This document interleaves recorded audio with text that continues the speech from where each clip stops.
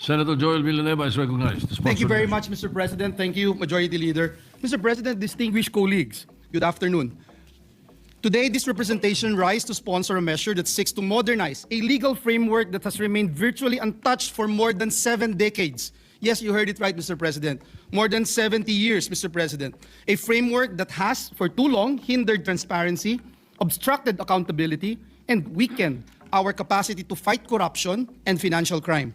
Mr. President, this representation has the honor to sponsor Senate Bill number 1728, also known as the Banking Reform for Integrity, Good Governance, Honesty, and Transparency, or the BRIGHT Act. For over 70 years, the Philippines has maintained one of the most restrictive bank secrecy regimes in the world. What was originally crafted to protect depositor confidence has over time evolved into a shield for impunity, a refuge for illicit wealth, and a serious obstacle to effective financial regulation.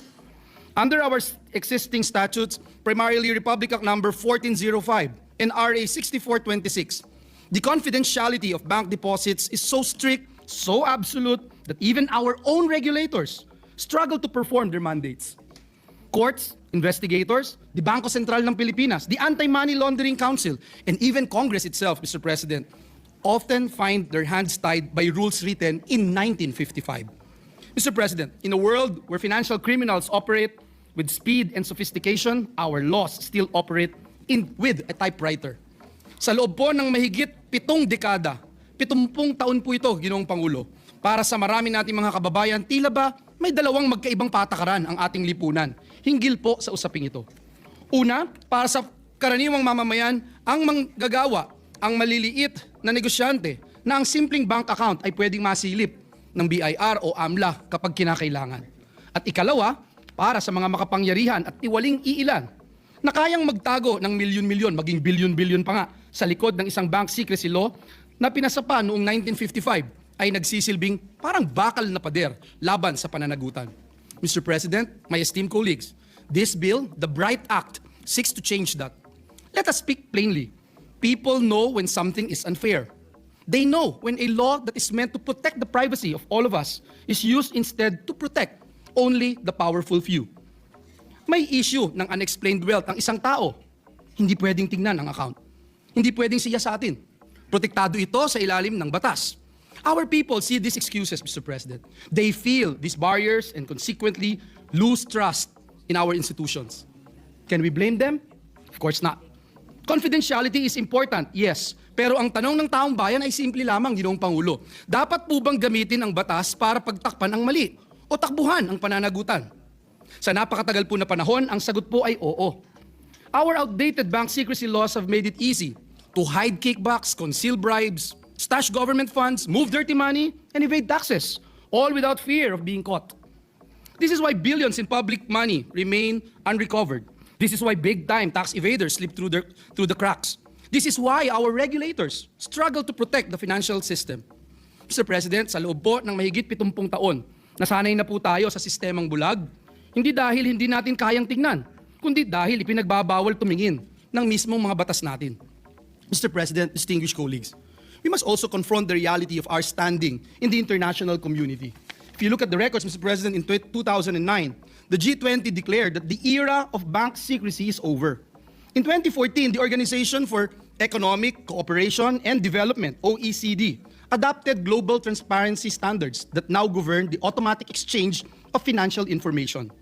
Nearly every jurisdiction in our region, Singapore, Indonesia, Malaysia, Hong Kong, has modernized its bank transparency laws to comply with global norms. And yet, Mr. President, the Philippines, our beloved country, remains the only country in the whole world whose bank secrecy rules severely restrict even legitimate inquiries by our financial regulators. Bawat taon po na hindi natin ina-update ang ating bank secrecy laws, nilalagay din po natin ang ating bansa sa totoong panganib na muling malagay sa gray list ng Financial Action Task Force. At kapag nangyari po yan, Ginoong Pangulo, hindi lang po mga korap ang unang nagdurusa, kundi ang ordinaryong Pilipino. Ang mga OFWs na nagpapadala ng salapi sa kanilang pamilya na posibleng tumaas ang remittance fees. Ang mga small business owners na nag-a-apply ng loan na haharap sa mas mahigpit na scrutiny at mas mataas na compliance costs. At, Ginoong Pangulo, ang mga tapat na manggagawa Ang mga pamilyang nag-iipon para sa edukasyon o para sa emergency na siyang nagbabayad ng presyo ng reputational damage na dulot ng mga taong gumagamit ng secrecy para lamang po itago ang kanilang mga kasalanan. Let me emphasize, Mr. President, the cost of secrecy is paid by the people who are not hiding anything.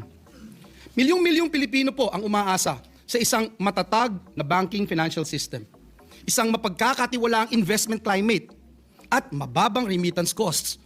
Hindi po natin pwedeng hayaan na taon-taon na lamang ang mga luma at hindi na napapanahong batas ang maglalagay sa panganib sa mga lifeline na ito. The consequences at home are equally alarming, Mr. President. The Department of Finance estimates that our outdated secrecy regime results in billions of pesos in revenue losses annually due to untraceable tax evasion. The IMF, or International Monetary Fund, in its assessments to the Philippine financial sector, has repeatedly warned that our strict bank secrecy rules hamper effective supervision and may impair financial stability. Nakita na po natin, Ginoong Pangulo, kung paano ang mga yaman na nakuha sa iligal na paraan ay madali pong itago o naitatago sa likod ng sobrang higpit o ultra-strict na bank secrecy at confidentiality. At nakita na rin po natin kung paano naantala at minsan tuluyang nahihinto ang mga investigasyon dahil po sa mga batas na ang layunin po sana, Ginoong Pangulo, ay protektahan. Protektahan ang mga tapat at marangal na depositor na nagagamit din bilang kanlungan ng mga tiwaling opisyal, mga money launderer, mga nagpopondo ng iligal na droga, at mga mapagsamantalang mandaraya. Sa huli po, ang nagrabyado po rito ay hindi ang may kasalanan, kundi ang karaniwang manggagawa at pamilyang Pilipino na naniniwala sa patas at malinis na sistema. Mr. President, we cannot continue to allow secrecy to be weaponized against the Filipino people. This bill, Mr. President, the BRIGHT Act, proposes not wholesale disclosure, Mr. President, but measured transparency under very specific, legitimate circumstances. Deposits remain confidential as the general rule and may be examined only under conditions explicitly defined in the law.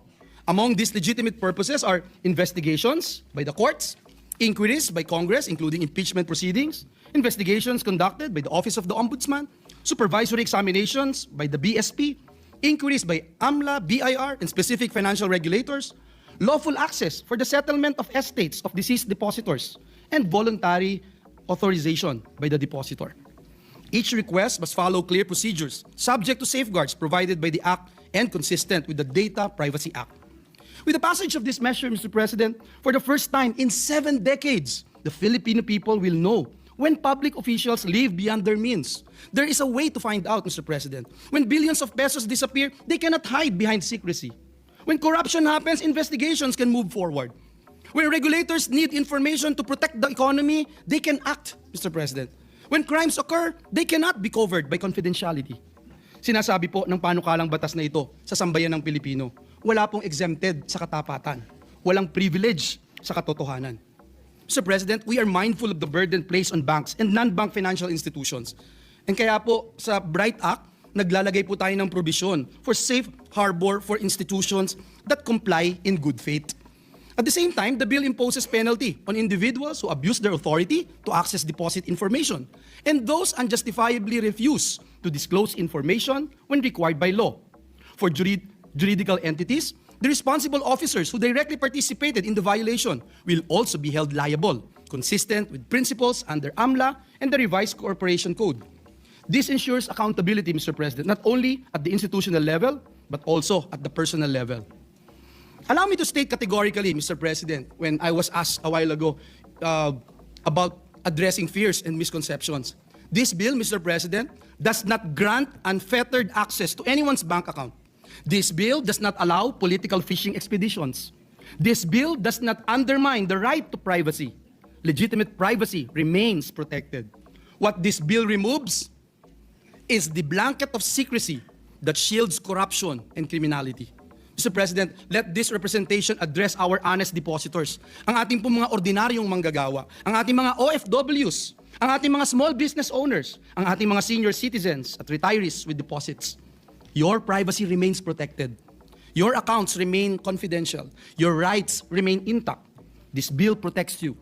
It only exposes those who betray public trust.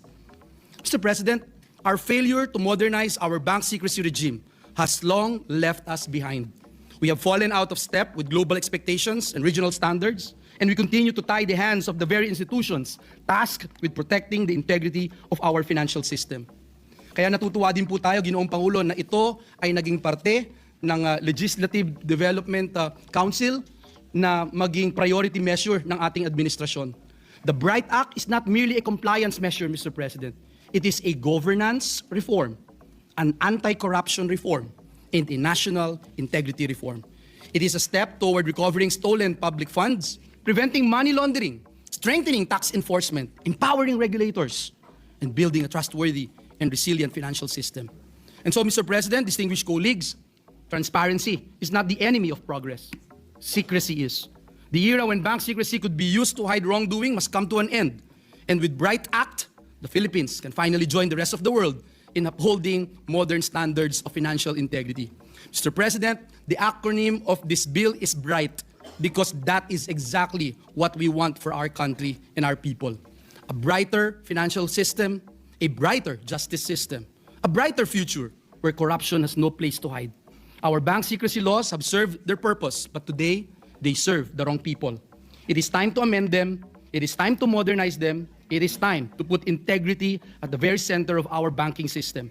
And so, Mr. President, esteemed colleagues, this representation respectfully seek your support for the immediate passage of the BRIGHT Act, a long overdue reform essential to strengthening transparency and integrity in our financial system.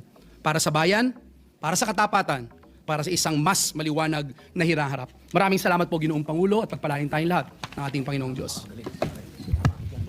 Majority Leader. Senator Francis Pangilinan is recognized to co-sponsor the measure. Thank you, Mr. President. Thank you, Majority Leader, distinguished colleagues. Unang-una sa lahat, nais kong batiin at i-congratulate ang ating kasamahan na si Senator Joel Villanueva sa pag-sponsor ng isang panukalang batas na long overdue. Gaya ng nabanggit niya, 1955 pa nung ito'y naging batas ang Secrecy of Bank Deposits Act. At ibang-iba na ang mundo sa ngayon.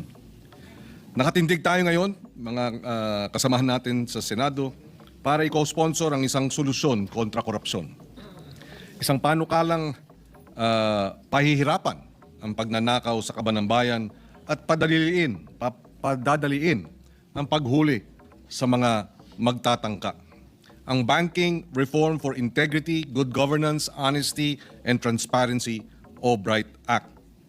Mas madali na po mahuhuli ang mga salarin dahil pag naipasa ang batas na ito, mas madaling follow the money.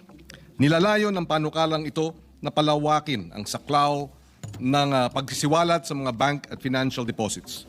Gusto rin nitong ipawalang bisa ang mga lumang probisyon ng bank secrecy law. Sa loob ng 70 taon, halos ganap ang bank secrecy sa ating bansa.